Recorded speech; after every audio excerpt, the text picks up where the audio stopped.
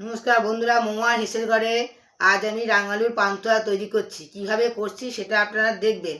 দেখে যদি ভালো লাগে লাইক করবে, শেয়ার করবে। রাঙালুর পান্তুয়া করতে কী কী উপকরণ লাগে বলছি। দুটো সেদ্ধ করা আলু রাঙালু আছে, এতে আছে গোলমরিচের গুঁড়ো, এলাচ, ময়দা। চলুন আমি এবার কীভাবে করছি সেটা আমি মিহি করে ঘষে নিচ্ছি।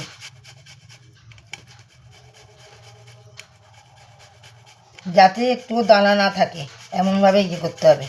আমার মাখা হয়ে গেছে, এবার আমি পান্তুয়ার আকারে তৈরি করব।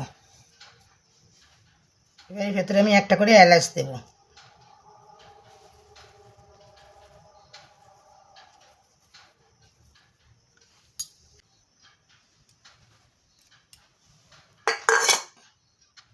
সাদা বন্ধুরা আমি সাদা তেল দিলাম।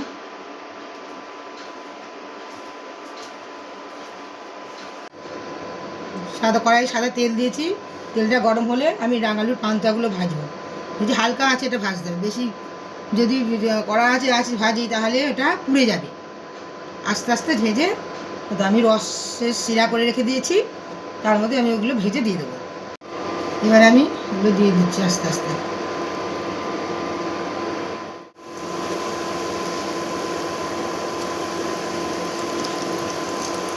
বন্ধুরা আস্তে আস্তে কিরকম কালার হচ্ছে দেখে মনে হয় না যে এটা রাঙালুর পান্তুয়া, ঠিক দোকানের মিষ্টির মতনই। দেখুন কীরকম কালার এসে গেল। এবার আমি তুলে নেব, দিয়ে রসে দিয়ে দেব। এখানে রস করা আছে, আগে থেকে আমি রসটা করে রেখেছিলাম।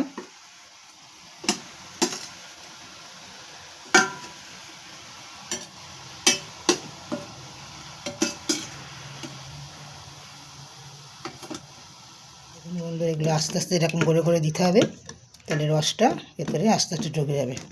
এরপরে একটু গোলমরিচের গুঁড়ো দিতে হবে। দেখুন বন্ধুরা, খেয়ে দেখি কীরকম লাগে, তারপর আপনাদের বলবো।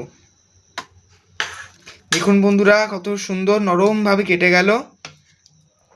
দেখুন, দেখি কেক কেমন লাগে। ভালো হয়েছে বন্ধুরা, ট্রাই করে দেখতে পারেন বাড়িতে। এরকম নিত্য নতুন রান্না দেখতে চ্যানেলটা অবশ্যই সাবস্ক্রাইব করে নেবেন, লাইক করবেন, শেয়ার করবেন, আর চ্যানেলের পাশে থাকা বেল আইকনটা প্রেস করে দেবেন এরকম নিত্য নতুন ভিডিও দেখতে। এটার জন্য নতুন চ্যানেল ভুলভ্রান্তি থাকতেই পারে, আশা করব ভবিষ্যতে আপনাদের আরও ভালো কন্টেন্ট কিছু নিয়ে আসার। তো আজকের মতো আসি, নমস্কার।